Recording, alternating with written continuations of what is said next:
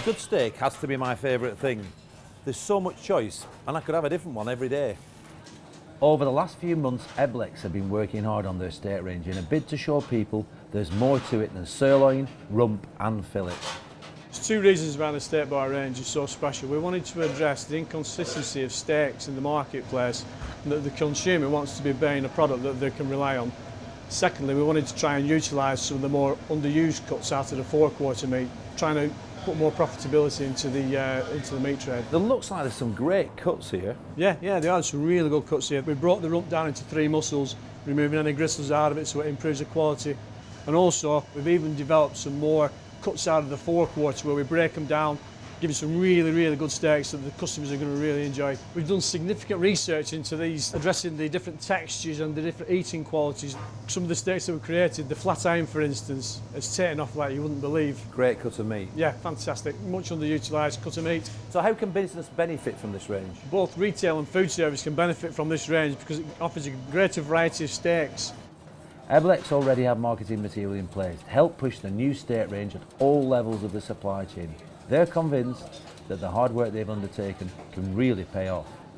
Eblex's new steak bar range opens up some new and exciting opportunities to create some fantastic individual dishes. So we've got our picanha steak with triple cooked chips, a modern béarnaise sauce with some tarragon, and then we go over to our flat iron steak with char grilled little gem lettuce and heirloom tomatoes. And this is special.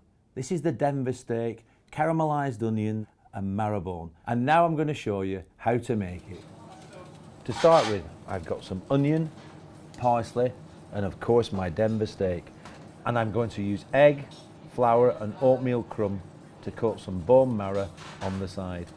Okay, this is our quality standard Denver steak. It's one of the more interesting cuts from the chuck. And with our Denver steak, the first step is to wrap it in cling film and then put it into a sous vide bag. So I'm wrapping it in cling film to make sure that we keep a nice shape when we're cooking it through the water bath.